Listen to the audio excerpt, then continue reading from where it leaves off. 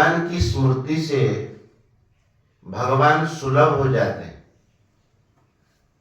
गीता जी में कहीं कहा है तस्याहं सुलभ पार्थ नित्ययुक्तस्य योगिनः अनन्य चेताः सततं यो मां स्मरति नित्यशः तस्याहं सुलभ पार्थ नित्ययुक्तस्य योगिनः। अनन्य चित्त से सतत जो भगवान का स्मरण करता है, भगवान कहते हैं ऐसे भक्त के लिए मैं सुलभ हो जाता हूं। और भगवान यूं देखा जाए तो बड़े दुर्लभ है, लेकिन भगवान सुलभ होते हैं अनन्य चित्त से स्मरण करने वाले को। तो अनन्य चित्त से भगवान का स्मरण कैसे किया जाए, एक सुंदर भाव देते हैं पद्म पुराण में। जैसे कोई महिला सिर पर घड़ा लेकर के जाती हो, बाकी सब काम करने पर भी उसका लक्ष्य घड़े में ही होता है, तो वो भाव देते हैं पानीय धारिणा यदवत घटे चित्तम प्रधीयते। पानीय धारिणा, पानीय माने जल, जल को घड़े पर भर के लेकर के जाने वाली जो महिला है, वह रास्ता भी चलती है, बच्चे को भी गोद में लेती है, बाकी सब काम करती हैं, लेकिन वह जैसे अपने चित्त को उस घड़े में ही बनाए रखती है। सिर से घड़ा उनका गिरता नहीं। कई कई माताओं का अभ्यास तो 2-3 घड़े ऊपर ऊपर रख करके ले जाते। तो जिस प्रकार से वे पानी धारिणा यदवत चित्ते घटे चित्तम प्रधीयते, घट में जैसे घड़े में चित्त को निवेश करके रखती है, तदवदैव हरौ चित्तम धृत्वा मोक्षमवाप्नुयात्। उसी प्रकार से सब कामों को करने पर जो भगवान में चित्त को लगाए रखता है, तो वह मोक्ष को प्राप्त हो जाता है। स्मृति में, स्मरण में भगवान का होना चाहिए, ध्यान में भगवान आना ही चाहिए। जैसे मनुष्य ध्यान करता है तो सब पापों को जला करके वह परम गति को प्राप्त होता है। ध्यानाग्निना चमेधावी लभते परमां गतिम मंथनात् दृश्यते यज्ञिस्तद्वत् ध्याने न वै हरिः। जैसे लकड़ी में अग्नि होती है, लेकिन जब तक उसको मंथन करके उस अग्नि को प्रकट न किया जाए तो लकड़ी में आग दिखती थोड़ी है, लेकिन अग्नि तक तो लकड़ी में है ना। मंथन करके प्रकट किया जाए तो वह आग जो है दिखाई देती है। उसी प्रकार से ध्यानाग्निना चमेधावी लभते परमां गतिम, ध्यान रूपी अग्नि के द्वारा अपने पापों को जला करके मेधावी परम गति को प्राप्त करता है। कैसे कि मंथना दृश्यते अग्नि, मंथन करने से जैसे अग्नि प्रकट हो जाती है। रामायण में बड़ा सुंदर चौपाई है, प्रकट जिमि आगी ऐसा करके है। मंथन से जैसे अग्नि प्रकट हो जाती है, उसी प्रकार से तद्वत् ध्याने न वै हरि, भगवान का ध्यान करने से भगवान प्रकट हो जाते। भगवान तो अभी भी विराजमान है, सर्वदा सर्वत्र सब में विराजमान है, लेकिन सब में विराजमान होने पर भी हमें दिखते नहीं हैं। और जो ध्यान से अनुभव करता है उनको, और ध्यान से मन की चंचलता को दूर कर देता है, तो वो भगवान का साक्षात्कार कर लेता है। अब कहते ध्यान किसको कहते हैं? ध्येये सत्तम मनो यस्य ध्येयमेवा वपश्यति।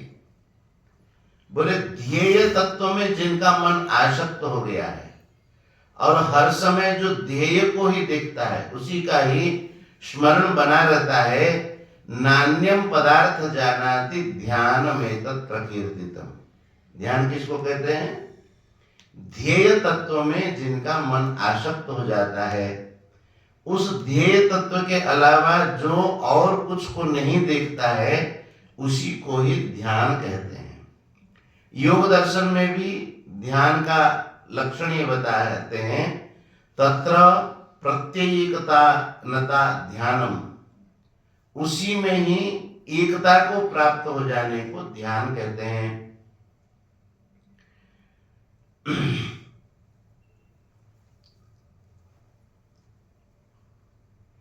भगवान की सेवा पूजा से वो ध्यान शीघ्र लगता है, ऐसा कहते हैं। मूर्तम भगवतो रूपम सर्वोपाश्रय निस्पृह, जो भगवान का मूर्त रूप है, मूर्त रूप माने श्री विग्रह के रूप में जो भगवान विराजमान है, भगवान की जो श्रीमूर्ति है, और वह श्रीमूर्ति जो है सब उपाधियों से रहित है, कोई उपाधि से युक्त नहीं है, और उनका जो दर्शन करता है, दर्शन करते करते ऐसा भाव स्थिर हो जाता है, सर्वोपाश्रय निस्पृह, अन्य आश्रयों से वो निस्पृह हो जाता है उसका मन। कहते ना कि भगवत दर्शन का क्या फायदा होता है, जैसे जाते हैं तो भगवान के श्री विग्रह का दर्शन करते हैं तो क्या लाभ होता है, वो बताते हैं। बृहद नारदीय पुराण में ये भाव आता है, मूर्तम भगवतो रूपम सर्वोपाश्रय निस्पृह, भगवान के जो श्री विग्रह का दर्शन करता है वो संपूर्ण उपाधियों से रहित हो जाता है, और क्योंकि वह भगवान का श्री विग्रह जो है संपूर्ण उपाधियों से, उपाधि का मतलब संसार से वह अतीत है, और उनका जो ध्यान करता है, उनके जो दर्शन करता है उनका, तो संसार के सब पदार्थों से उसकी स्पृहा समाप्त हो जाती है, उसमें निष्प्रहता हो जाती है। अब जब निष्प्रहता हो जाती है, ऐसा वही धारणा ज्ञेया, ध्यान के बाद इसको धारणा कहते हैं। तच्चित्तम यत्र धार्यते, तो उस श्री विग्रह में चित्त लग गया ना, तो ये श्री विग्रह में चित्त लगने को ही इसको धारणा कहते हैं। ध्यान के बाद वाली स्थिति है ये। कहते हैं कि अगर हम भगवान का दर्शन न करें श्री विग्रह के रूप में क्या होता है, बोले मन एक जगह टिकता नहीं। मन को टिकाने के लिए भगवान के सगुण उपासना की बड़ी आवश्यकता है। तत्समूर्तम हरे रूपम यद विचिन्त्यम नराधिप तत्सूयता मनाधारा धारणा नोपपद्यते, बिना किसी आधार के, भाई जैसे हम लोग बैठे, बैठने के लिए एक आधार चाहिए ना। अभी अगर आधार नहीं होता तो हम लोग बैठते कहाँ, तो ऐसे मन जाकर के स्थिर होगा तो कहाँ स्थिर होगा, उसके लिए कोई आधार चाहिए। ये भगवान की जो सेवा पूजा होती है उस आधार मन को प्राप्त हो, इसलिए तत्समूर्तम हरे रूपम, भगवान का वह जो सुंदर स्वरूप है, वह यद विचिन्त्यम नराधिप, जिसका चिंतन करते हुए स्मरण करते हैं, तत्सूयता मनाधारा धारणा नोपपद्यते, बिना आधार के अंतःकरण की वृत्ति कहीं पर लगती नहीं है, मन हमारा कहीं टिकता नहीं है। इसलिए हे राजन, भगवान के सगुण रूप का ध्यान करना चाहिए, मन उसमें स्थिर हो जाता है, ऐसा कहते हैं। भगवान के रूपों का वर्णन किया गया है।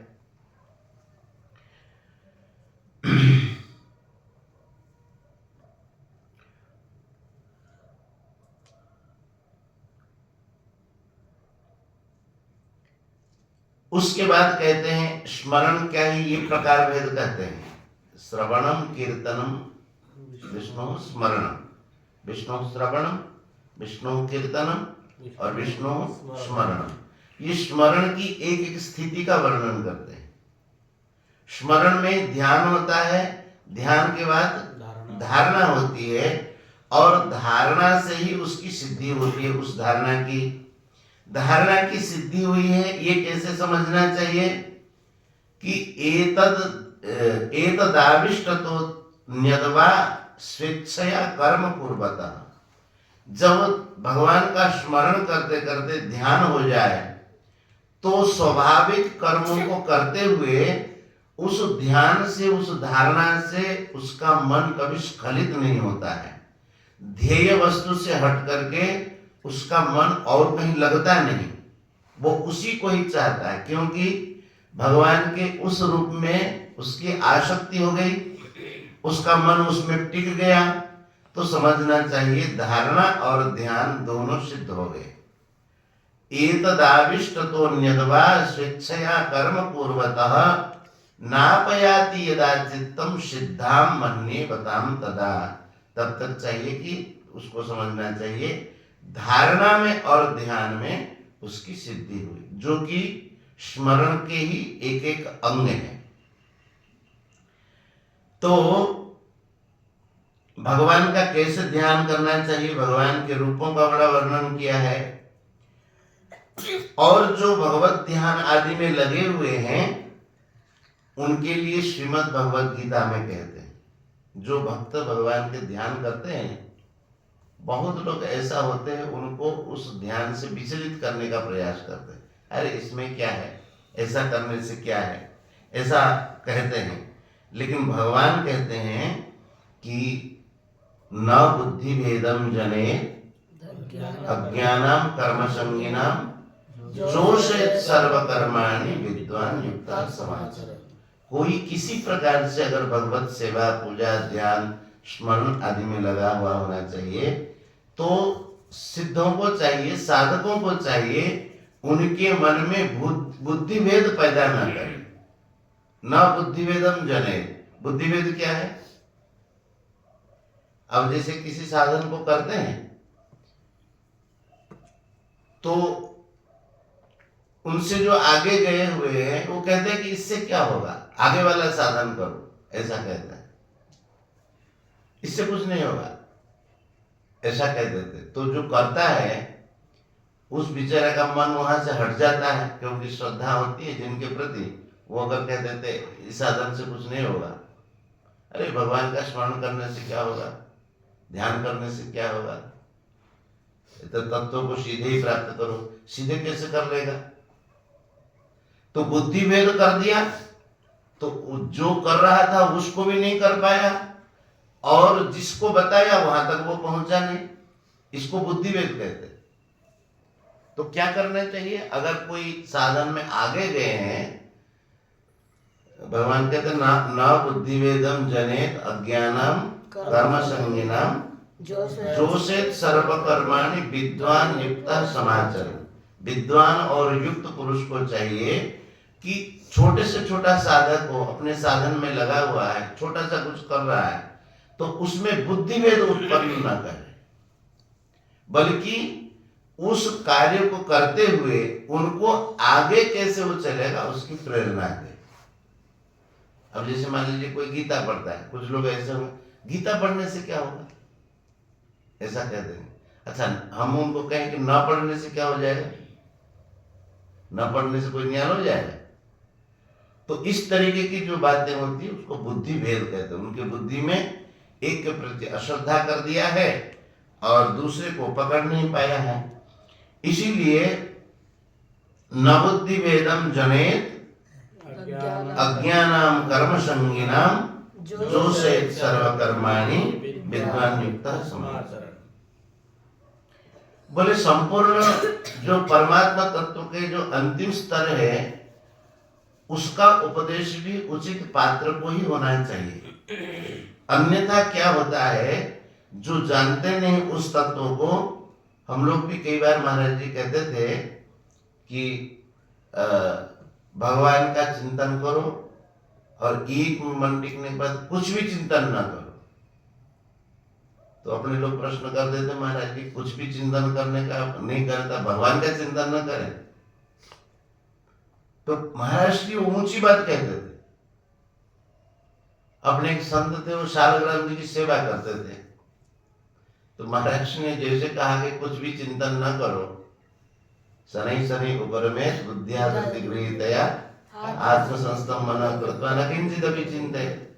तो वो उसको उल्टा समझे, शालग्राम जी को लेकर के घंटी और शंख और भोग थोड़ा सा उसको लेकर के गंगा जी में पधरा दिया। हम लोगों ने पूछा कि अरे सेवा करते तो शालग्राम जी कहाँ गए? बोले गंगा जी में घंटी और शंख के साथ हमने गंगा जी में उनको बतला दिया कि वहीं भोग खाते रहेंगे, वहीं बैठे रहेंगे। महाराज जी ने कहा कि कुछ भी चिंता न करो, वो अज्ञान का कारण हो गया है। भाई हम कहीं जाते हैं तो यहां से वहां का चिंतन करते, जाके जब पहुंच गए अब तो दर्शन करो, आनंद करो, चिंतन क्या करोगे? तो ये कहने का मतलब जो अंतिम में पहुंचते हैं तो उस स्थिति का वर्णन। अज्ञ पुरुष को अगर ऐसी शिक्षा दी जाती है तो वह उस तत्व को अनुभव तो नहीं कर पाता है, और जो करता है उसको छोड़ देता है। इसीलिए कहते व्यास जी महाराज कहते हैं अज्ञस्यार्थ प्रवृत्तस्य सर्वम ब्रह्मेति यो वदेत्। जो अज्ञ है और अप्रवृत्त है, अप्रवृत्त मतलब अभी प्रवृत्त हुआ नहीं, असली ज्ञान को प्राप्त नहीं किया, उनको जो कह देता है सर्वम ब्रह्मेति यो वदेत्, सब कोई ब्रह्म है, उनको तो धारणा तो वैसी होती नहीं ना। बोले महानिरय जालेषु सतेन विनियोजिता, महान नरक के जाल में जाकर के पड़ जाएगा, क्योंकि स्थिति वैसी न होने से वह उस चीज को ग्रहण नहीं कर पाता है।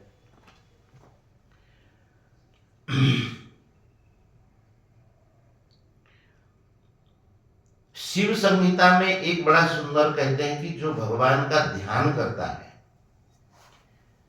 वह क्या प्राप्त करता है? विग्रहम परमत्वस्य त्रिनेत्रम साम्यमद्भुतम मुहूर्तम चिंतयन् मर्त्यो मुच्यते सर्व पापकैः। जो भगवान के श्री विग्रह है, जैसे मंदिर में जाते हैं तो भगवान का दर्शन करके उनका चिंतन करें, जैसे बरसाना गए यहाँ से बरसाना का चिंतन करें कि ऐसे श्री जी विराजमान है, श्री ठाकुर जी विराजमान है, मंदिर में कीर्तन हो रहा है।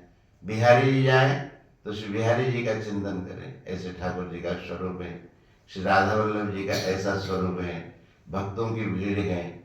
और राधा रमन जी जाए तो उनके सुंदर छोटे से स्वरूप का चिंतन करें। तो जो भगवत चिंतन में मन प्रतिष्ठित हो जाता है तो बहुत आनंद मिलता है।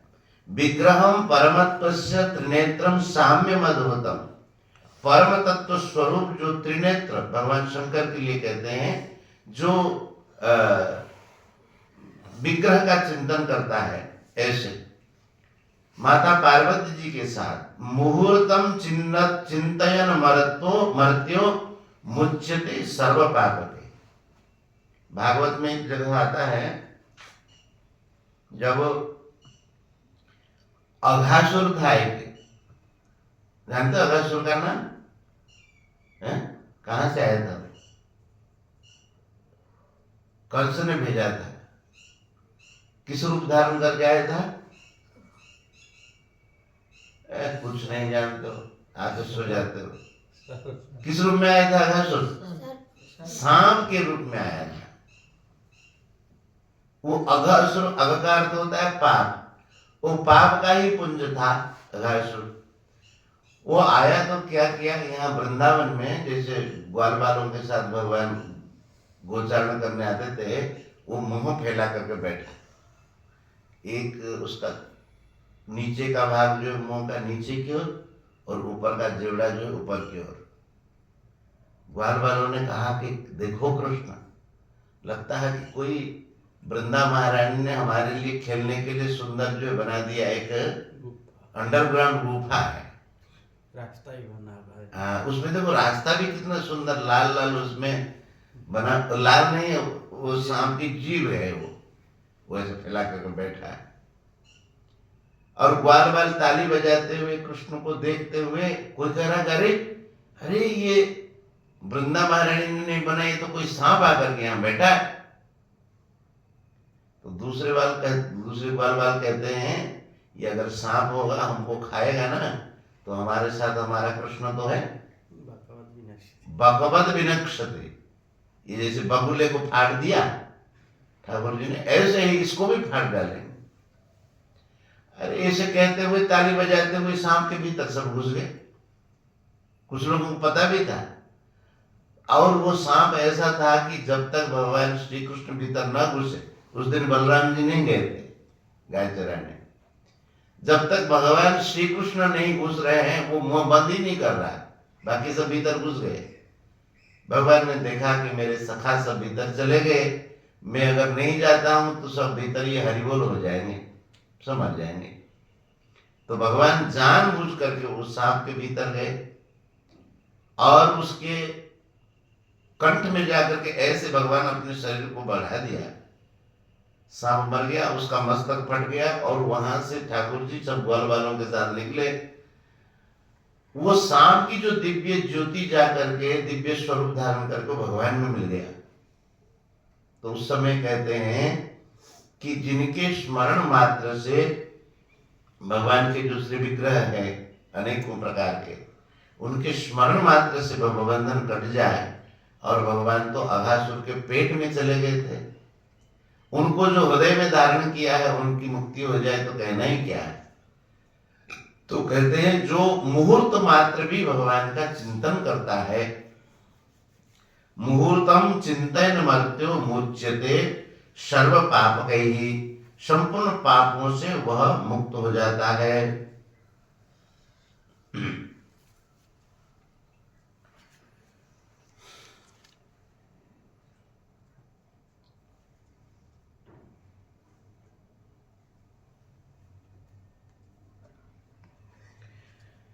भगवान के जो प्रकट विग्रह होते हैं उनका ध्यान करना बहुत महत्वपूर्ण है, ऐसा कहते हैं।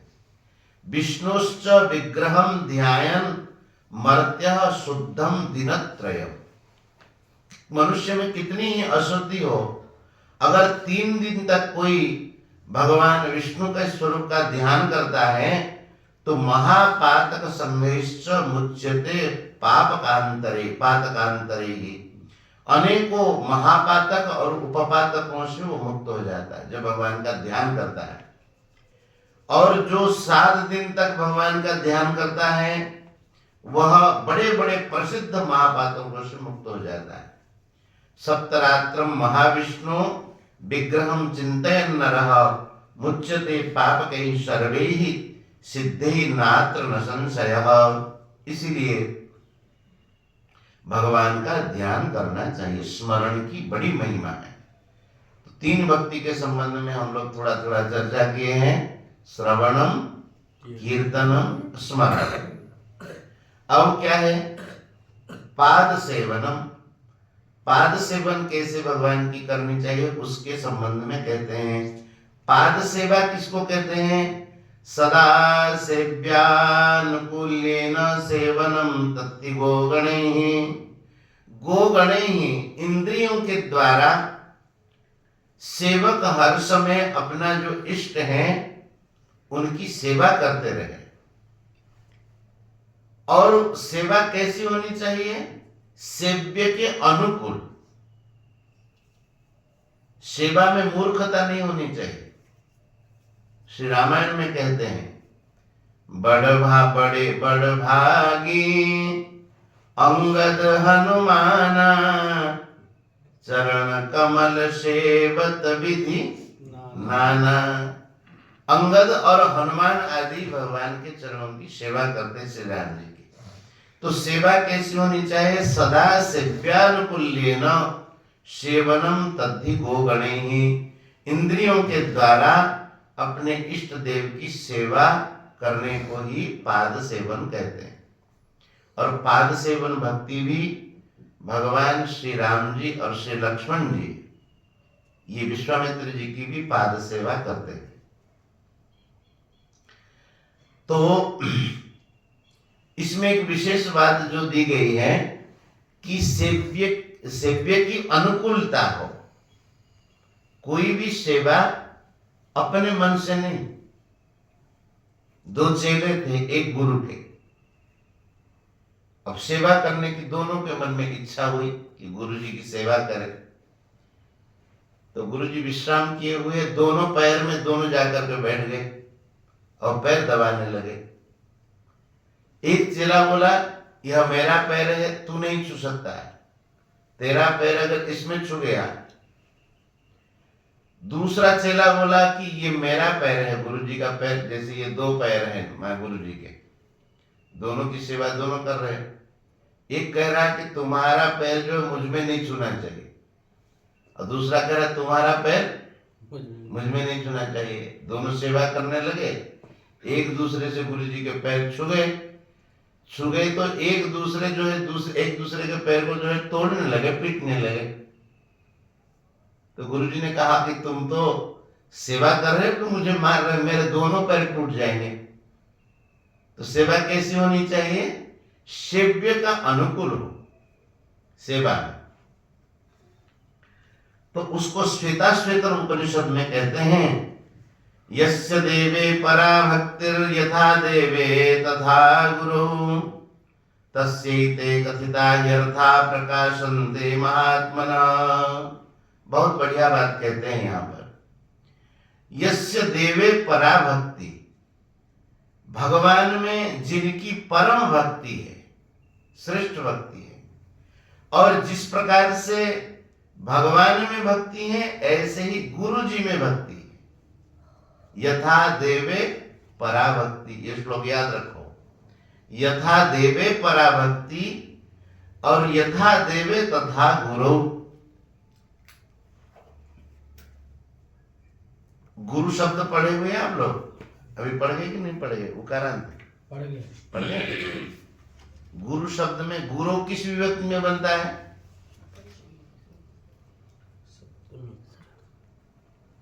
पढ़ो, पाठ करो गुरु शब्द का, कैसे पाठ करते हैं? गुरु गुरु, हाँ,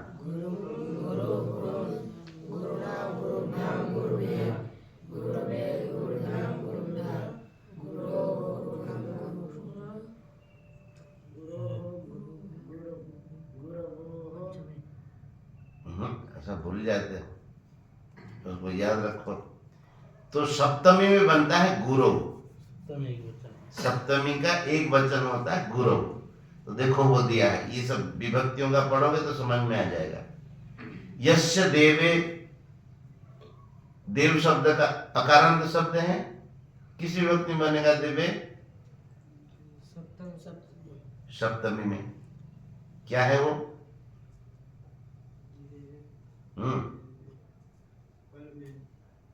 जिस बालक शब्द चलता है इसे देव शब्द चलेगा, बालके।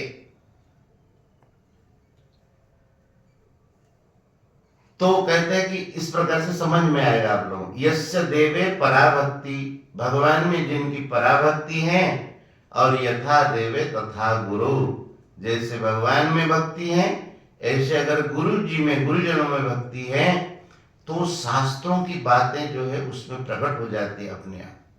तस्यैते कथिता यर्था प्रकाशन्ते महात्मना, वो जो शास्त्रों का जो तत्व है उस शिष्य में प्रकट हो जाते हैं। श्री भगवत्पाद शंकराचार्य जी के अनेक शिष्य थे,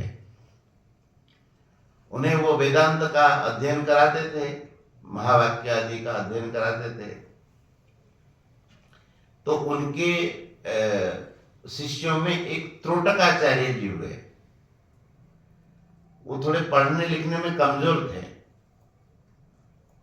और बाकी जितने बच्चे थे वो सब होशियार थे। कौन थे? त्रोटकाचार्य। थोड़े पढ़ने में कमजोर थे लेकिन गुरु जी की बड़ी सेवा करते थे और गुरु में उनकी बड़ी निष्ठा थी।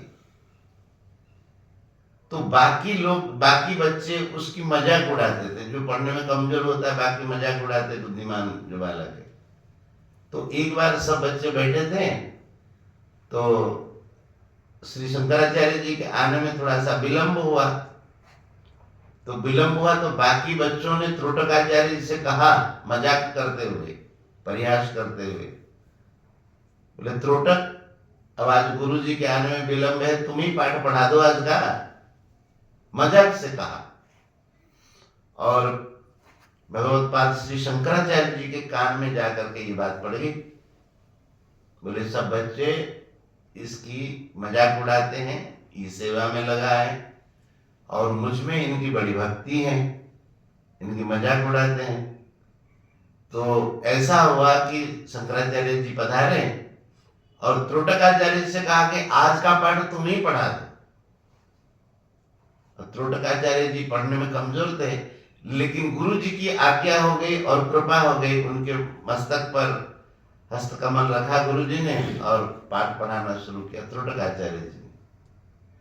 तो गुरु जी में जिनकी भक्ति होती है, यस्य देवे पराभक्तिर यथा देवे तथा गुरु तस्यैते कथिता ह्यर्था प्रकाशन्ते महात्मनः। ये जो वेद शास्त्रों की जो बात है, तत्व ज्ञान की बात है, शास्त्र वर्णित जो तत्व ज्ञान है, वह सब उनके हृदय में प्रकट हो जाता है। इसीलिए पाद सेवन जो भक्ति है, उस भक्ति से भगवत तत्व की प्राप्ति होती है। आज यहीं पर रखते हैं।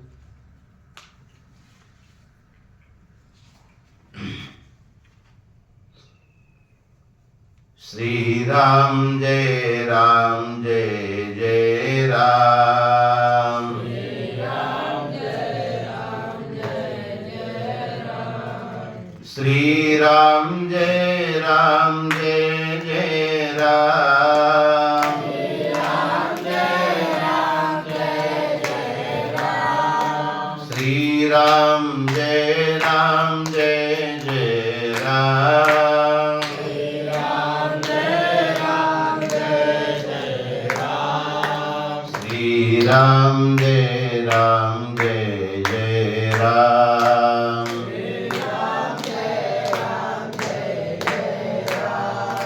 सीताराम जय सीताराम।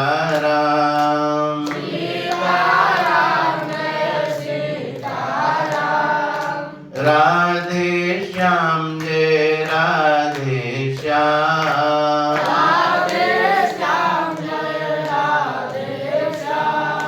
सीताराम जय सीताराम। सीताराम जय सीताराम। राधे श्याम जय राधे श्याम। राधे श्याम जय राधे श्याम। श्री राम जय राम जय जय राम। श्री राम जय राम जय जय राम। श्री राम जय राम जय जय राम।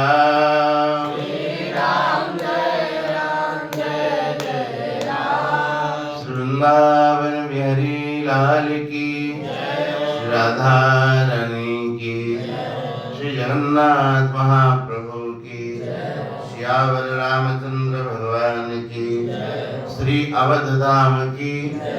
श्री सरजू मैया की, श्री वृंदावन धाम की, श्री यमुने रस महारानी की, श्री गीता गंगा गौ माता की, सब संत भक्तन की जय। जय श्री राधे श्याम जय जय